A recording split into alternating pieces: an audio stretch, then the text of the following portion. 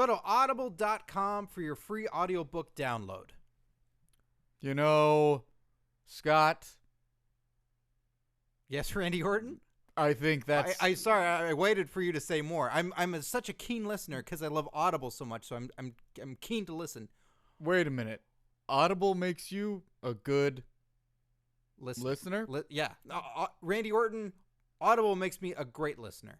Scott, I love listening. Do you? I love listening. You listen. I love sound. You tend to listen a lot while you speak. I love.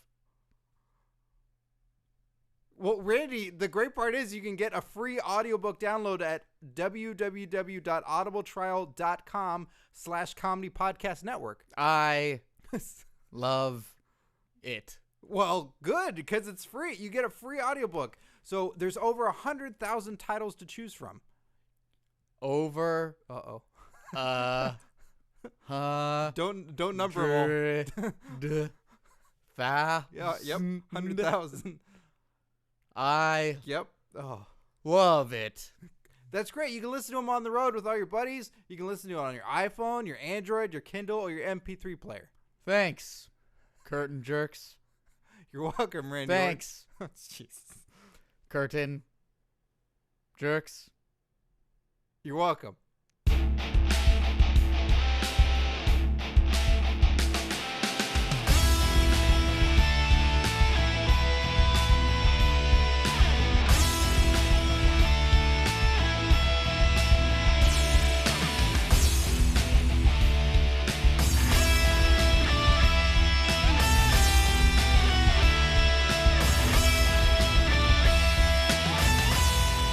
Hey, everybody, and welcome to the Curtain Jerks Comedy Wrestling Podcast on the Comedy Podcast Network. Scott Narver is on assignment. I'm Steve Sears. I'm Mark Warzeka. And welcome. We're comedians living in Los Angeles, telling great jokes and going over wrestling, and I'm going to be emceeing today. I feel new. I feel new at this. Every time I do it, I feel a little ramshackle. Hey, let's see what happens. Yeah, let's see what happens. We'll call it in the ring, brother. Yeah, we'll call it in the ring. Start us off. We were just talking about this before the podcast. Hey, how long is Raw, Mark? 3 hours. Yeah, is that too long or just right? It feels too long. Wait, can I ask a question first, though? Yeah, please. What assignment is Scott Narver on? Ordinarily, I just say on assignment, and then I try to think of something very clever. He's in Toronto right now. I think he's going to a wrestling show on Saturday. Oh, he's probably scouting sites for the next possible Toronto WrestleMania show. Hopefully. Right? I think he's a good authority on that for WrestleMania and for WWE. Or he's taking the WrestleMania nostalgia tour in Toronto. Either way, lots of cachet. WrestleMania 6 was there. Big one, Skydome. Was it?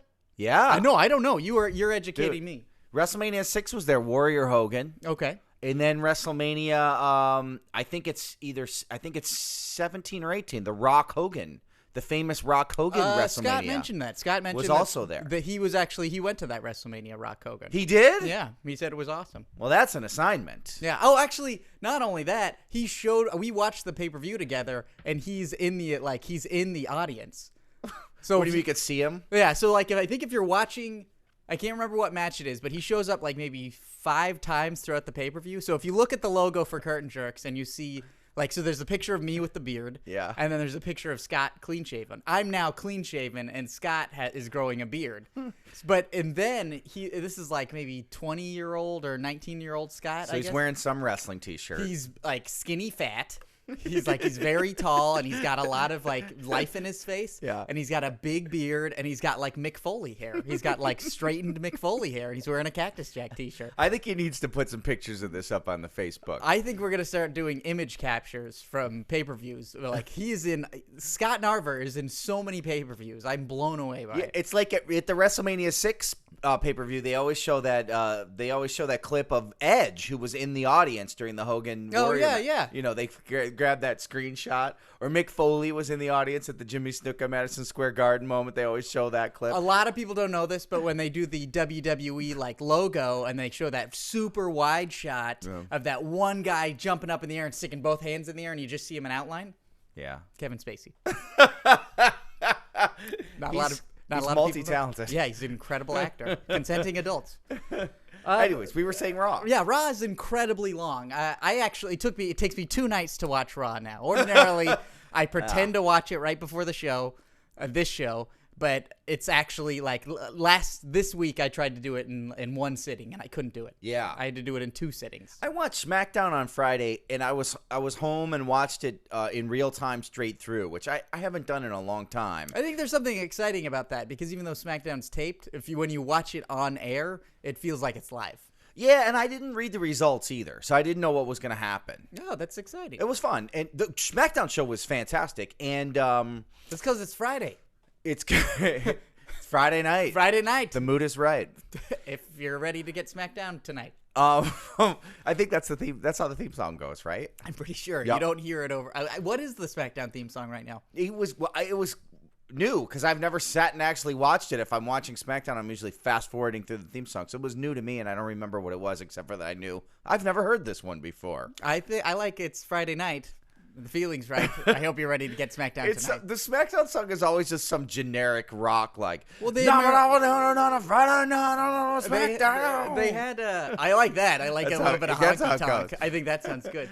They did Marilyn Manson for a while, and I remember thinking, Oh, yeah. "Whoa, this is weird." Yeah. It's that sweet UPN money. They really got something to work on there. But when I watch it now, or when I watch Impact in real time, I'll be like, "Oh, this show is so refreshing that it's so short. It's 2 hours long." yeah, it's once you get started, and then it gets to a climax, and you're like, "Oh, good." No middle part. No sort of drop in energy. They just build ramp.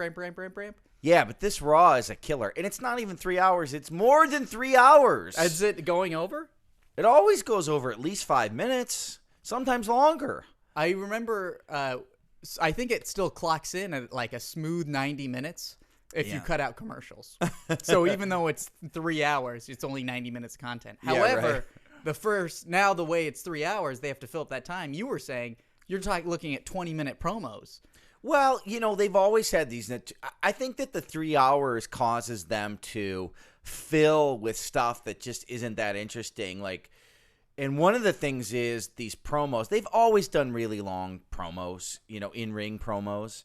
But I feel like they're worse than ever now. This past week's Raw probably opened with an 18, 20-minute promo. That's almost the length of a sitcom. That's the length of an unfunny, dramatic sitcom about people beating each other up without getting to see anybody get beaten up. Yeah, a sitcom without commercials and taking out the credits is around 20 minutes long of content, of actual content. Roughly 20 minutes long. It's interesting that they don't ever cut to commercial during those promos. It's like, well, Triple H is talking. We'll see what he has to say next. And the other thing is that drives me nuts about these promos is out here we're in LA, we're in the entertainment industry, and any kind of writing you're doing out here, if you're writing for film, if you're writing for TV or whatever, stand up, anything. It's always like, how do you tighten it up? Consolidate your time. Yeah. Tighten, polish.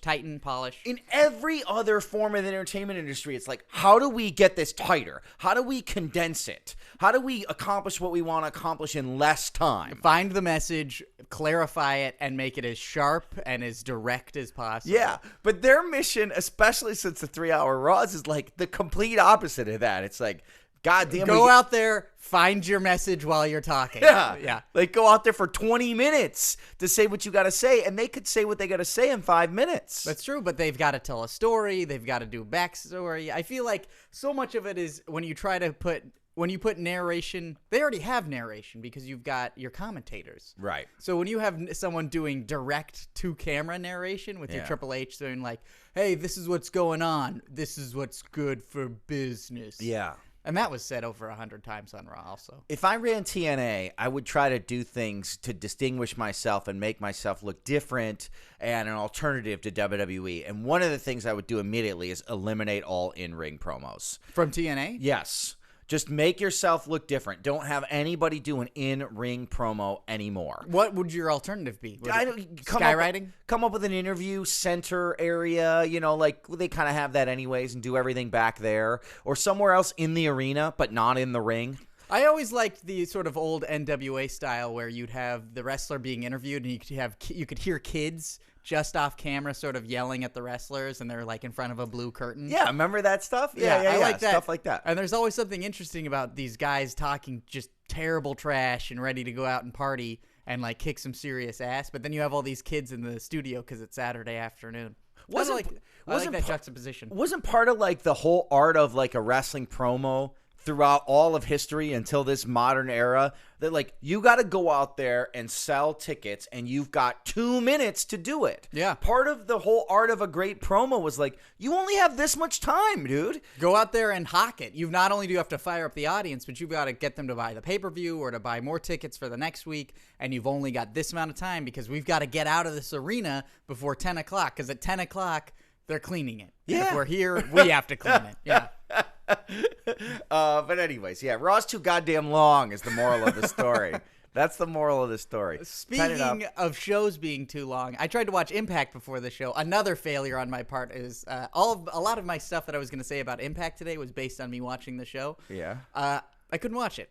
Why? Turned on the DVR, and I couldn't figure out how to use the DVR. What? I'm like fucking Larry David when it comes to social interaction, but a social interaction being a DVR. What do you mean you can't figure out how to? Don't you work it all the rest of the time? I know. I don't know what happened. I turned on Impact and I watched 10 minutes of Bellator Fight Night or whatever it is on Spike TV. Yeah. And it was incredible. It was so awesome. I didn't recognize any of the guys. There's like a skinny Dana White who's doing the emceeing. Mm-hmm. Randy Couture was there. Yes. You recognized him. I recognized him. Yeah. There was another guy who has sort of a bit of a pug nose, and he's got blonde hair, and he's Diesel. He's got Diesel tattooed on his Pug Nose Diesel. Pug Nose Diesel. Yep. There's another guy who's got frizzy hair. He Yep. looks like Miss Frizzle from the Magic School Bus. That's Frizzle School Bus. Frizzle School Bus. Okay. And then there's a guy who looks like Vaz from Far Cry 3. He's got the slicked back mohawk hair. That's John Smith. John Smith. Okay. Yeah. And then another guy. I can't remember his name. But it was like, this is their... Quentin Jackson? Yeah, it was Quentin Jackson. And they were doing their main event. Like they had 2 more matches left, and whoever... And it was so good, somehow it erased in your mind the memory of how to operate the VCR from the DVD. Yeah, because I was DVR. using a VCR. That was my first problem. Was it VCR? So I was watching it, and these guys it showed like a quick recap. It was Yeah. the beginning of Bellator. And then I realized what had happened was I was watching the 15-minute overflow that we set for Impact. Oh. Because Raw is so long now, and it always goes over, we have a Right. 15-minute overflow. So I Right. watched 15 minutes of Bellator, not realizing why I couldn't find Impact. Yeah. And it was incredible. It was really cool. Are you sure it doesn't have anything to do with these empty Coors Light cans that are sitting on the table next to me right here? I thought I picked up the rest of those. I don't know why I left that one there. Could these be connected to your memory loss in any way? I don't drink so much. But when I do, I drink Coors Light. The silver bullet, buddy. The silver bullet. Yeah, and then I deleted that because I thought we recorded Bellator, and I ended up deleting Impact. Can I just say on this Coors Light can, it says the silver bullet, the world's most refreshing can. The can itself is somehow refreshing. Well, let me take a look at this. One, a Coors Light can is thinner than most beers. Yep. Like if you think at it, and it Yep. does look like a shell casing. It's close to a Red Bull can. Yeah, they're getting thinner and thinner, and it's not like they're making Coors Light any better. Like if they were making less Coors Light, and because the batches were getting better, I'd completely understand. They keep showing that Miller Lite commercial on TV where someone pops a hole in the top with a key. Yeah. And then it makes It all just pours out. Yeah, and then for some reason they plug it with their thumb so it Yeah. like makes a huge fucking mess. Yeah. I don't understand that. Well, those commercials gross me out. The Miller Lite's like pouring. It reminds me of urination. Yeah, I think They're that's trying what the to point make us is. think about taking a good piss, aren't they? Yeah, but that'd be so. Like, the worst thing about drinking is having to take a good piss. And I use quotations around a good piss. The only reason it's relaxing and relieving is because you're getting it the fuck over with. Everything leading up to that is, like, the tension of building pressure inside of you, having to go to the bathroom, not sure if you're peeing in a trough or a sink, if you're at some sort of music festival. So, but you wanted to watch Impact. I wanted to. Mark, I wanted to be informed for today's show. Right. So that we could talk about Impact, because I know you watch Impact. I keep up with it, yeah. Yeah. So what's going on in Impact? Aces and Eights storyline's been going on for fucking ever. What's your verdict on that? You don't like that? No. I thought it was interesting very early on. And when I say very early on, I mean like a year ago. You mean like week 3? It was interesting very early on. It got good at moments, like when Bully Ray won the title and turned and revealed himself. He was great in that moment, and the that angle I thought paid off pretty nicely. But overall, it sucks. They're a weak group of heels.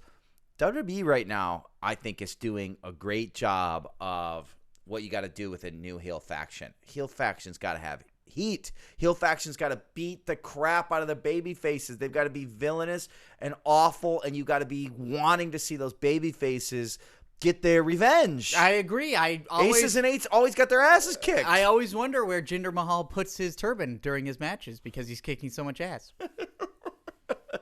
So anyways, no, I think Aces and Eights are dull at this point and suck, and ratings have been slowly going down on that show, and they don't switch anything up with this major angle. So they don't know how to recapture the heat they originally had with Aces. It just shouldn't last this long.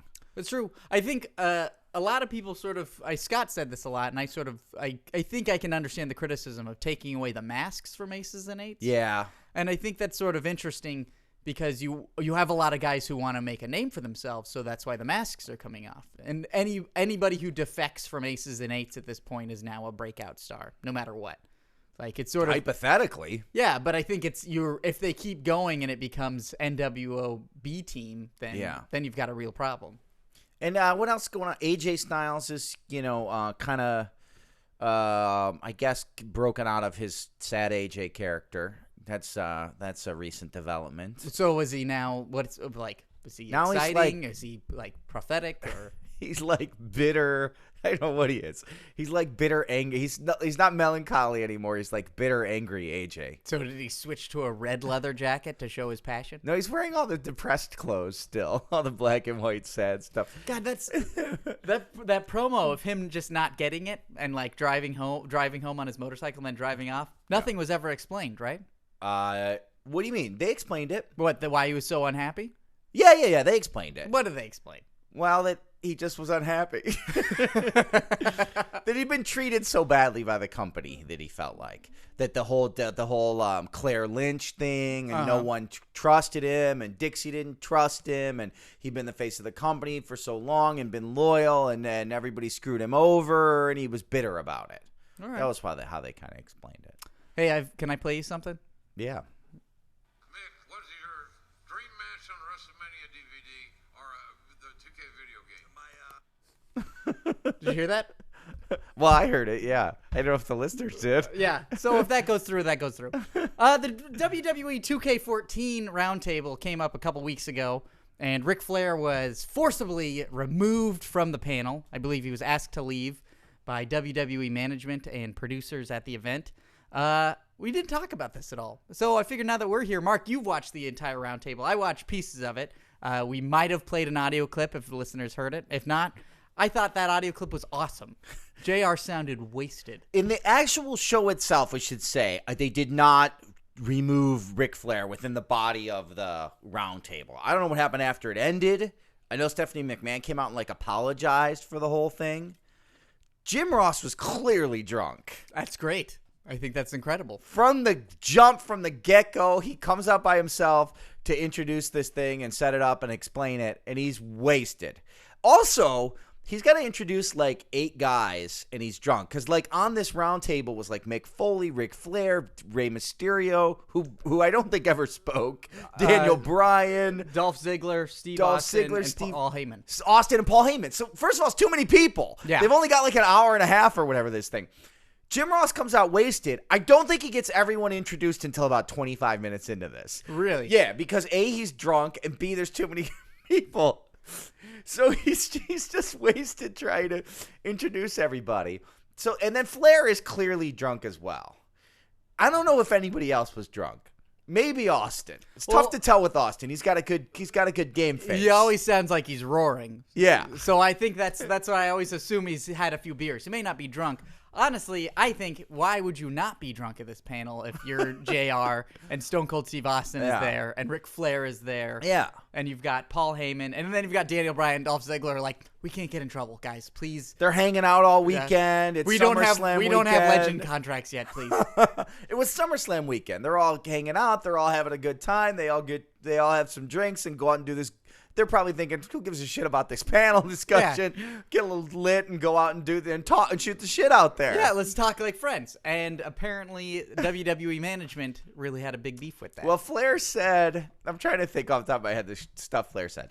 He referenced TNA. He talked about his match with Mick Foley there. He talked about how John Cena never used to drink, and now he got John Cena drinking, and now John Cena can drink a case of beer by himself on a 5-hour road trip. Yeah, of course. I know. That's carbohydrates. He needs that. His body needs that nourishment. He was just like, he wasn't the model corporate citizen, let's say. Well, I wonder if anytime you put Ric Flair in a situation where there's a black backdrop and there's comfortable chairs, he probably immediately assumes it's one of those wrestling round tables, and it's like, so are we shooting? All right, let's shoot. But the thing that is, and then I guess afterwards Stephanie McMahon came out. This isn't in the footage, but Stephanie McMahon came out and apologized, and WWE was extremely upset about how the whole thing went. But it's really wild to watch WWE be this like corporatized PG, public. Public. What am I trying to think of? They went. They're not a public. Yeah, a tradable company. Yeah, on the stock exchange. Right. Like because now it's not. It's wild to watch all these old school territory carny outlaw wrestlers have to be corporate. That's what they were being asked to do. But also in that build-up, like that sort of carny sort of atmosphere with forays into Texas death matches and like Crimson Masks and, Hell in the Cell matches. And even though people aren't blading anymore, they're still, hitting each other with kendo sticks and crushing people's skulls with steel chairs and tape. No, they don't have steel tables, do they? Steel steps. One day. Yeah, one day.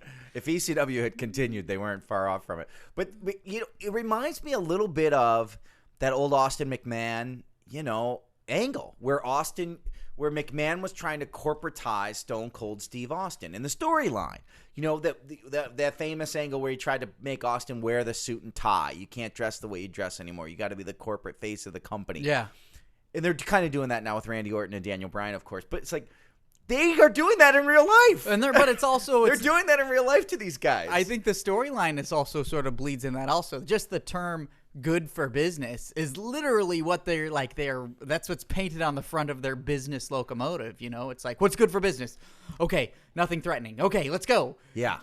And so the idea where they have something where a bunch of people have fun, and this is what wrestling fans would eat up, and WWE 2K, you were saying, was eating it up. They love this sort of promotion. That's what I hear, yeah. And so they're sort of, they seem to be getting in the way of themselves. Like the things that get fans excited, which may not be sustainable forever, but are good in small doses. Even then, they're like, no, you can't. No blood.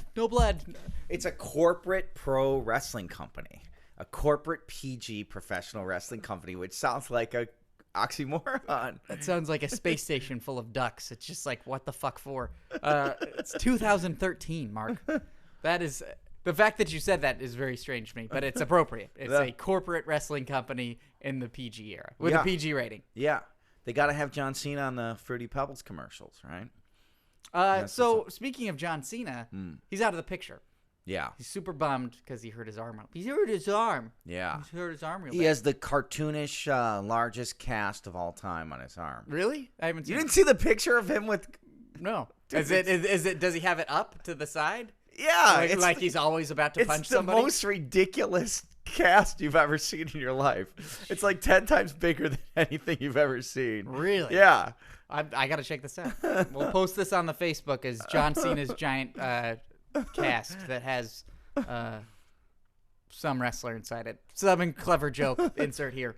But speaking of John Cena being out of the picture, who are the faces right now? Who's picking up the slack? Daniel Bryan, first and foremost. Yeah, they've really put him through the ringer lately. They're trying to, yeah. They definitely, Cena did the right thing because I guess he was injured and really shouldn't have been wrestling still, and he said, I'm going to stick around till SummerSlam.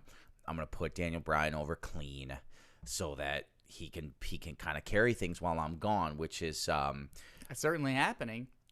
It's certainly happening, and is very it's very good of him to do, and he's good for business.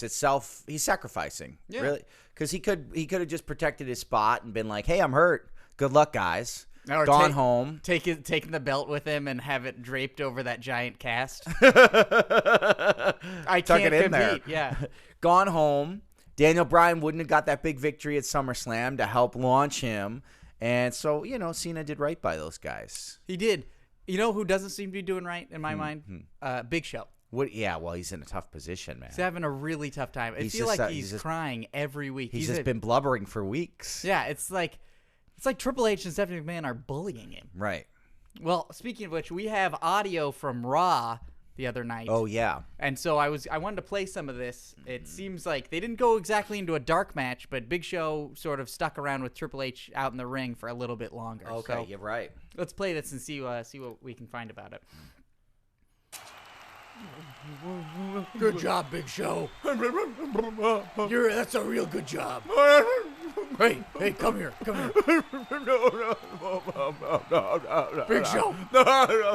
Hey, listen. Big Show, listen to me, Big Show. Hey, calm down, Big Show. Take a breath. Take a breath.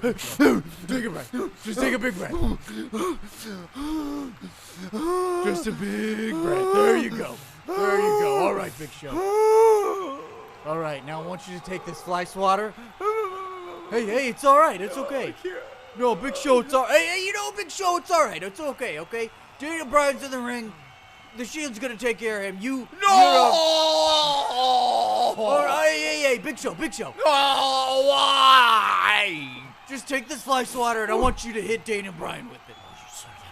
You hit Daniel Bryan with that fly swatter. Son of a bitch. All right, Big Show. All right, Big Show. Son of a bitch. Big Show. Don't make me get my wife out here, okay? Don't make me get Stephanie out here. So, if I get Stephanie out here, then you're going to do exactly what she said. We used to be best friends, me and Stephanie, when she was little, and I was her big giant mentor. I was always curious about that. What did you teach her? I just taught her to be good to everyone, and then never punch anyone in the face that you really like. Big Show, you know what you just did, right? You just punched Daniel Bryan in the face. No! All right, okay. You know what? God, I hate you. Oh, I hate you, you son of a bitch. I hate you. You just keep laying over the side of the ring apron. You're not even coming close to me.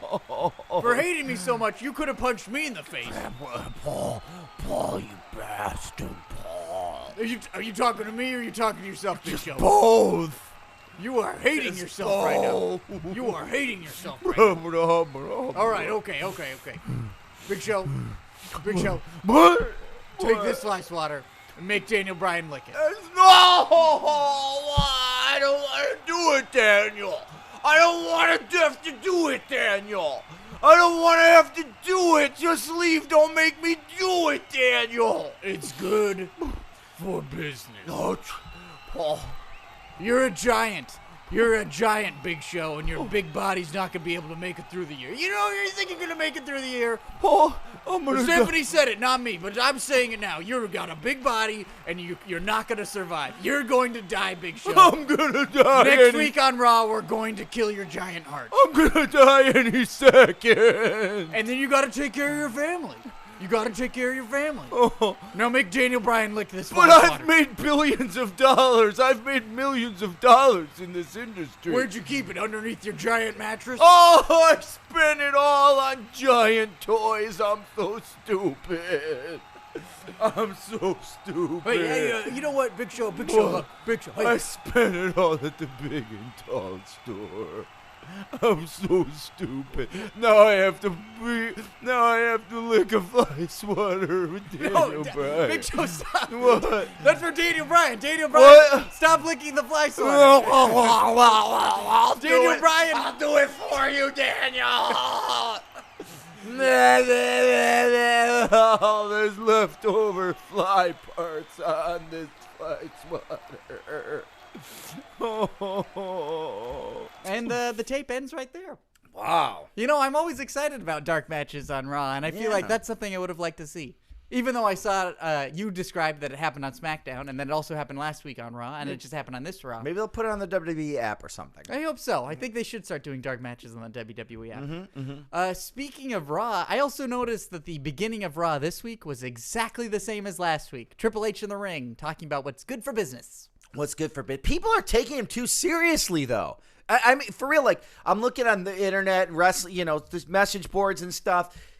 This, I don't know. Some of the fans today, I just don't get. Like, I feel like they don't get storytelling.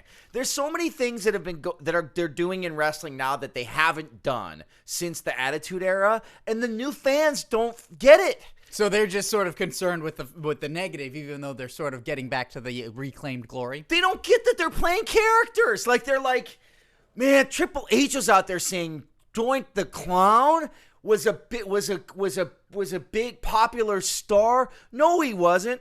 We know he wasn't, you morons. He's a heel. Triple H is a heel saying heel things. Yeah. He's trying to rip on Daniel Bryan, compare him to a clown. You're supposed to. Look, they're working. You are heated. I mean, I can't believe how dumb some of these wrestling fans are about they're mad that Daniel Bryan didn't get a long title reign after SummerSlam. Oh, that his moment at SummerSlam. You guys, they ripped off Daniel Bryan. They took away his moment. It's a story. That's the story. We got to get Randy Orton over as a heel. It's Daniel Bryan, the underdog story. It's fantastic storytelling. They're working you. I think what's sort of interesting about it is we go back and forth about this, which is this idea that it's a sports team that you can change the outcome of the match. So by rooting not just for the character, you're also rooting for the athlete. Right. So Daniel Bryan, the guy, and then there's Daniel Bryan, the wrestler. Right. And so where there's a sort of ownership that the viewers have where it's like, we want the guy, Daniel Bryan, to really be rewarded for his hard work and to have a good time. But the character of Daniel Bryan, the wrestler of Daniel Bryan, you do want to see him go through this cool quest. And so it's funny when they overshadow each other. It's like, oh, man, I can't believe Denzel Washington had to go through all that terrible stuff in Flight. Right. Look, Daniel Bryan is going to win in the end and be a bigger star as a result of all this. He's already a bigger star than he was before SummerSlam because of this angle. I'm sorry I called some wrestling fans dumb. I'm only talking to the people who are not getting what WWE is doing here right now. Hey, they don't listen to this podcast. Everybody who listens to this podcast is right on board. Amen. I assume. I'm sorry I got so riled up, Steve. No, I'm just keeping it real. You know what? That's the one thing this podcast has been lacking is keeping it real. I'm keeping it real. Keeping it real. There was a segment I wanted to do last week, which I didn't get a chance to do. Why not? Just, Narver didn't let you? Yes. He doesn't let me do anything. So as soon as Narver's gone, you're slipping in this segment that he wasn't going to let you do. I'm slipping in this segment, which is called Ask Scott. In which I will ask Scott various questions about wrestling. Yeah. Well, hey. Okay, so do you mind if I start? Yeah, am I Scott? Yeah, sure. If you could fill in for Scott, I'd really appreciate it. Sure, okay. Okay.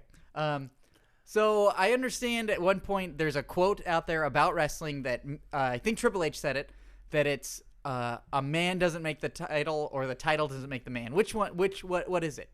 Is it that the title makes the man, or is the man makes the title in terms of the wrestler? Well, I can tell you, I'm Scott, right? Or you don't have to emulate him, but if you want to give it I was trying to do a Scott impression and Okay. imagine that I'm in Toronto right now. Oh, is you doing it Answer with a this Toronto question. accent? Because I think Scott would start something like, well, he would do, I mean, if he'd do some of that annoyance theater stuff to start it off. Well, You're making him sound like he's baking or something. The title, the man should make the title. Okay. So you can't just put the title on somebody and then assume to elevate them to greatness. They I have to think be that's- sort of on the way. I think that's not the ideal. I think you got to build the guy up and make him worthy of the title. Okay. I mention this Yeah. because the new belt is literally made out of the logos of whichever superstar is wearing it. Right. Well, they put their own individual things on the The sides. plates, Yeah, the the side plates. plates. The So plates. The Rock had the Brahma Bull. The Brahma Bull. Yeah. Cena had Whatever he had. I A think that you fucking can't see me, a hand signal of like okay. yeah, and then Randy Orton has the Vipers. Yeah. This I think is interesting because it's the man making the belt. I should point out this entire segment is for me to ask Scott questions so I can then just pontificate about something. And then, but it sort of continues in the whole direction of every character, every wrestler has to have their own logo. They have Right. to have their own hand signal. Yeah. They have to go into the corner and stomp the ground. You got to have a thing. Yeah, to tune up the band, pretty Right. much, no Yeah. matter what your move is. Right. Which is ridiculous because it's something more exciting about it just happening. I just thought that was interesting, is the taking that notion of making the belt yours opposed to having the belt make you. Well, it's a new thing, right? I don't think there's ever been a title where you get your own kind of little like logos and symbols on it before. The world title, of course, even dating back to when it was the NWA title, you had that nameplate on it. So whoever was the champion, you had that gold nameplate on it. And that's like the equivalent that you would get on the Stanley Cup at the Blood Bank, or the like little thing on the wall in a fraternity. Yeah. Yeah. And a Okay. fraternity. A fraternity. And it's but these little logos are very WWE corporate. We want to sell shit. That's true. But then I think, do you then think they can now sell multiple belts because they have different plates? Yes. It's not like I think they're- that's the whole point. They're not going to sell one belt with interchangeable plates. They're going to sell a different belt for every guy. I right? think that's the whole point. It's to sell shit. I was just at Toys R Us like this past weekend. With my girlfriend and I. We went to Costco for the first time ever in our lives, Steve. Tell me about going to Costco with your girlfriend first, and then go into this toy set store. Oh, okay, quickly. So we You know what? Tell the toy story first, and then we'll go and hear the Costco story. well, we went to Toys R Us because we were so disgusted with Costco, and there's a Toys R Oh Us next God! door. Now we're gonna. What happened to Costco? And we were like, we got to get out of here. But we went over to Toys R Us, and of course, I wanted to look at all the wrestling stuff. And I saw those wrestling belts. They had the retro Intercontinental title belt, the one that Curtis Axel wears The now, white the white one, and the new WWE title. And I have to admit, I was like, these are cool as shit. And if I was a kid, I would kill somebody for one of these. I would want these things. The only time I get to see those is at pay-per-views. Is the people who bring those belts. I want them now. I was close to. I mean, I'm not. I wouldn't buy the big replica ones. I know people spend a lot of money on those, and they're super cool. I couldn't do that, but they were like $18 or whatever. The retro Intercontinental title and the new WWE one. It's like, of course, these are so cool. But yeah, they're obviously gonna sell the. And I can't believe they never had it when I was a kid. Yeah, that they wouldn't have thought to have done that before. Sell those belts like that, but. Yeah, I think that obviously they're going to sell everyone's version of the WWE title. That's a great dastardly idea. Of course, they could every new champion they can put out a new belt, right? Inspiration is striking me.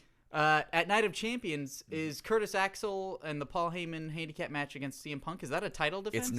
It's not. They're violating their own rules of their pay-per-view. Yeah, it's Night of Champions. Yeah, it's not. I think mainly because my guess is that they think the Intercontinental title is below CM Punk to go after, A. And B, he's probably going to win the match and they don't want him to be the Intercontinental champion. I think he should win the match, and he should have the Intercontinental Championship, because if anything, you bring prestige to it. I think. Right? I know. And I think Curtis Axel, while he has it, and that's great, he doesn't have 500 days to spare. I'm sure he's got 500 days to spare to be the Intercontinental Champion.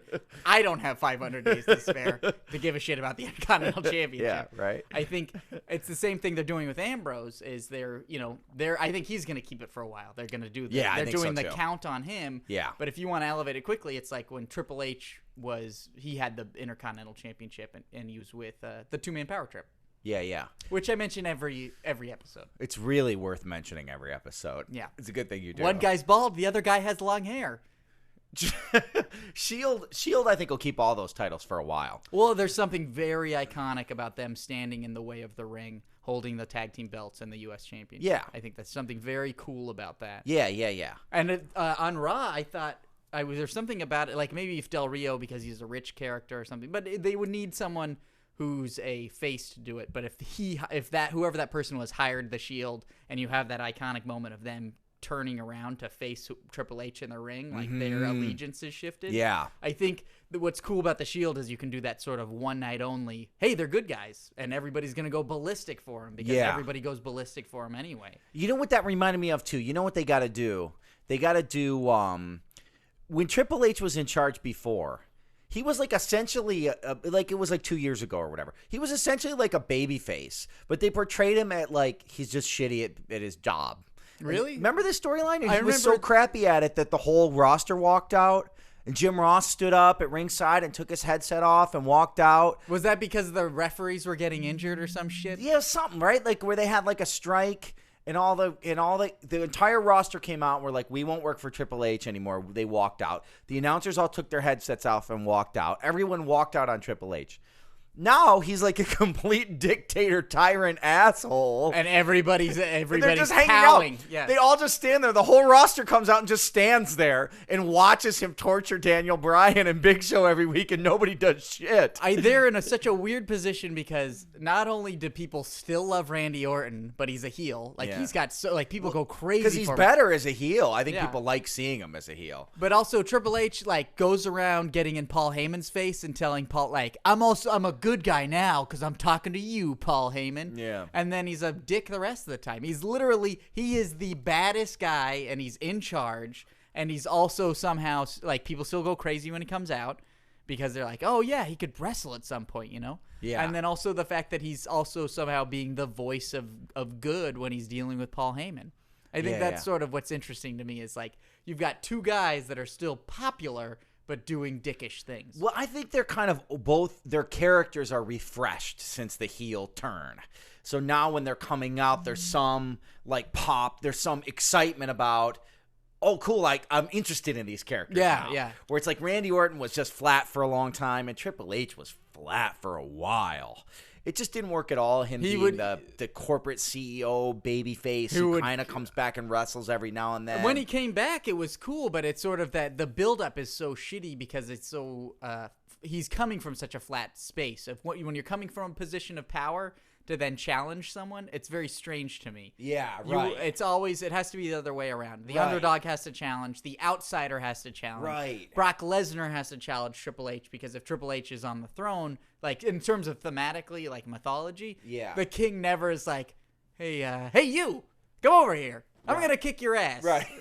Right. And if you do that, then it's like, well, establish that that's a heel move, you know? Well, look, and the other thing was, I think the biggest storyline that WWE missed in the last, 10 years, they never told us the story of Triple H and the character of Triple H.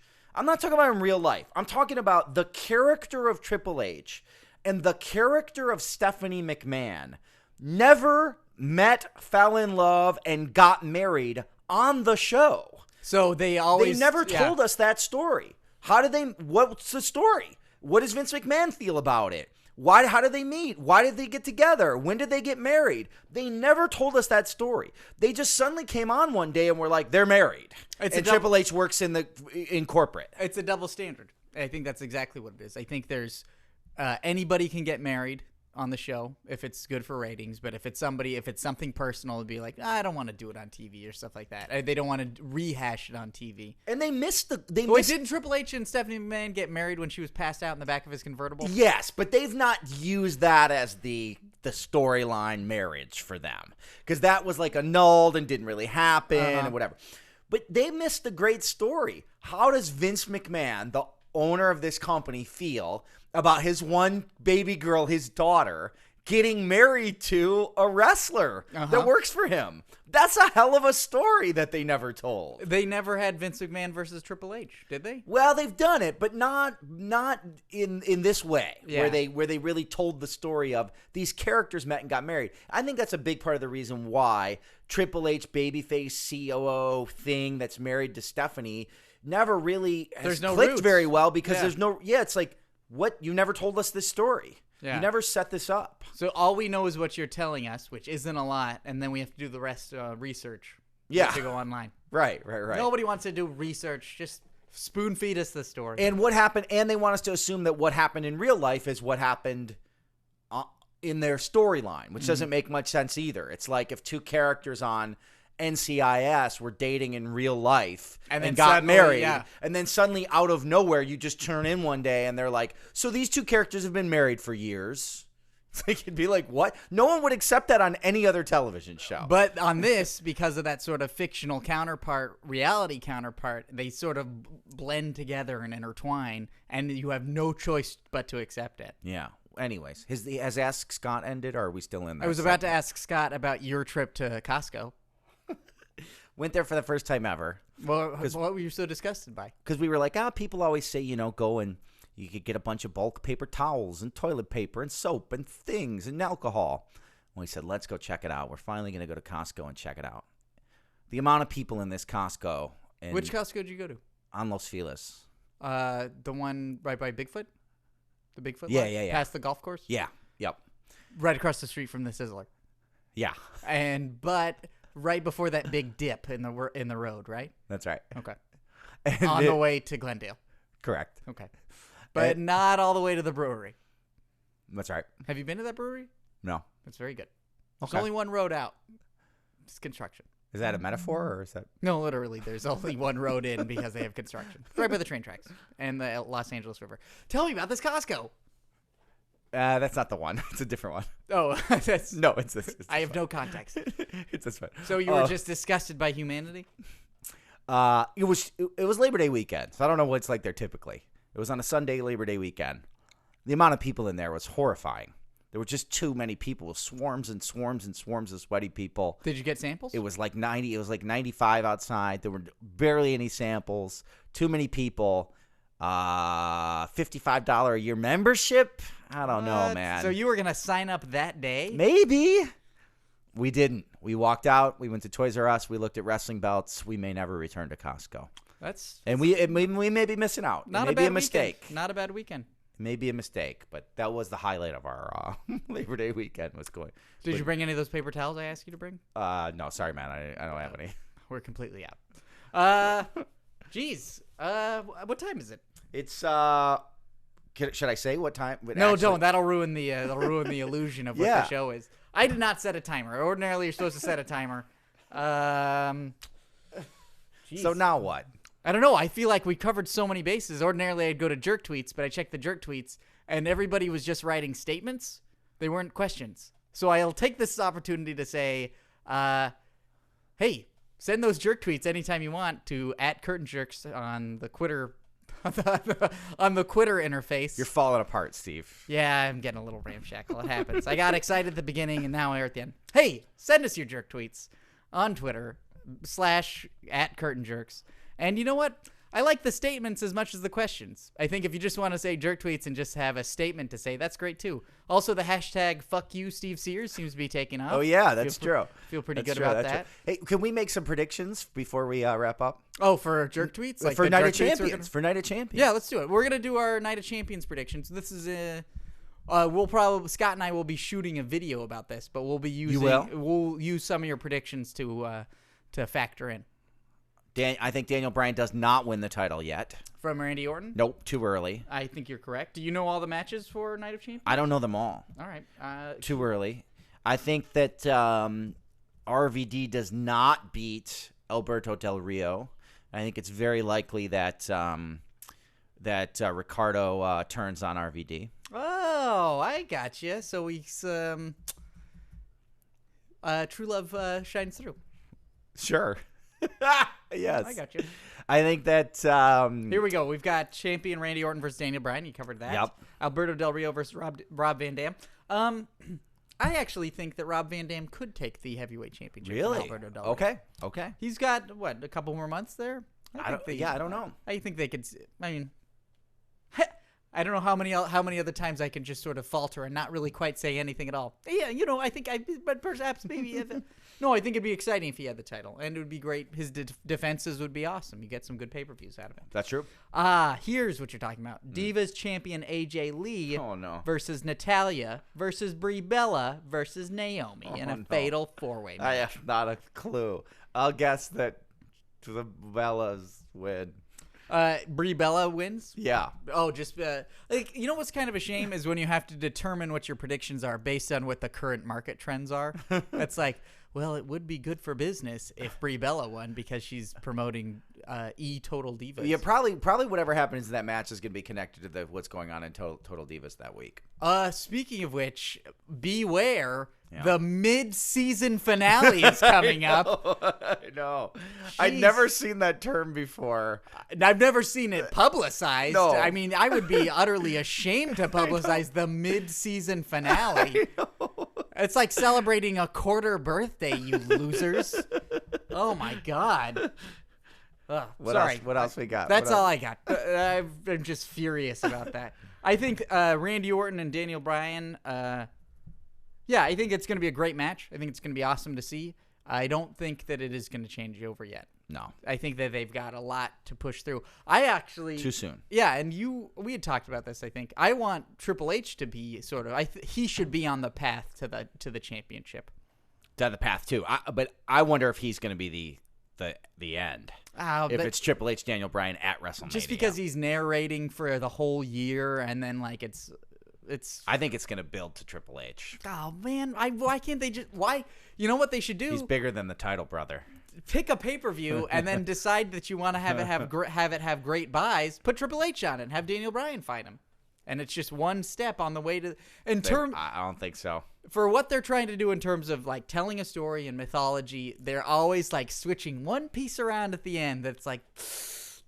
you're really sticking it to him. I think they see Triple H as bigger than Randy Orton and bigger than the title, and he's going to be the end of the road. Ain't nothing bigger than the title. It's not just a belt; it's a championship.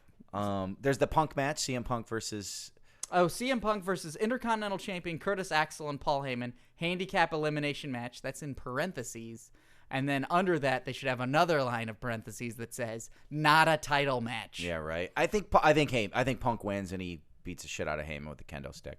He needs some payback. He lost to Lesnar. They beat him up. Mm-hmm. Yeah, I think he'll win. I think it's interesting. I think the fact that I feel like the belt would be such a added sort of weight to this match. I'm surprised they're not doing it. Yeah. Yeah. And like I said, if you put it on Punk, you immediately are if he sort of looks at it, any belt has its worth, and that you're sort of doing that sort of sharing that sort of that sort of momentum. Yeah. And if he loses everything, but then he has the Intercontinental Championship, he's sort of working his way up. Did he ever have the Intercontinental Championship or the U.S. title? Oh, I think he did. Did he? I think he had both. No. At some point. Yeah, I guess so. It always seemed like he was doing stuff, and I guess I just black out sometimes. That's true. That's why it's all this Coors Light. That's why I thought Triple H never faced Vince McMahon. Are there any other matches worthy of discussing on this show? Stone Cold advises Bryan. I'm just looking at WWE.com. We've hit on all the big matches. Yeah, we hit on all the big matches. The 3 big matches plus the Divas match. Yeah, 3 big matches plus the Diva match, which is exciting. I think it's been getting momentum also. But that's also just because of Total Divas, which I have not watched. Have you watched any more of it? A little bit of it, yeah. I can't get into it. Let's not talk about it. Yeah.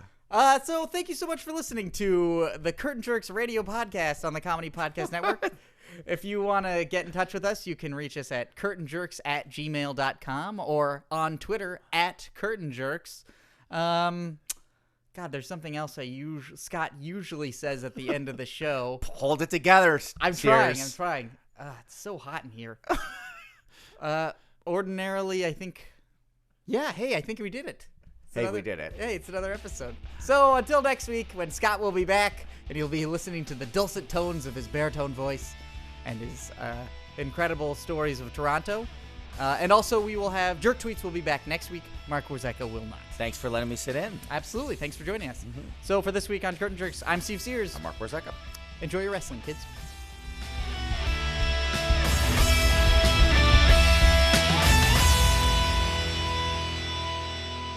What a great show today. One of the best. Always the best. Great bests. If you want to get interactive with Curtain Jerks, which I know you do, Steve, Absolutely. That would be another great best thing to do. go to facebook.com/Curtain Jerks. Hey, that's a great place to see photos of you with wrestlers and Looking interact with stupid. us. the I look hosts. stupid. Hey, you look pretty classy. But yeah, get interactive with us. You can talk with us on there. We post matches, photos, videos, all kinds of stuff. Is there another way we can interact with our fans? We can interact with all these jerks at Twitter. Twitter.com/Curtain Jerks. What a great Twitter handle. We tweet all the time. We love tweet at the breakfast. tweets. We do live tweets of shows, live tweets of live events. I should wake up for breakfast. Yeah, you should. You could tweet it. And of course, listening to Curtain Jerks is massively important. Listen to Curtain Jerks on comedypodcastnetwork.com, Stitcher Radio, and iTunes. All free. Rate and review us on iTunes. Makes a big difference to That's us. huge. Yeah, That's it's huge. fantastic. It makes us a global phenomenon.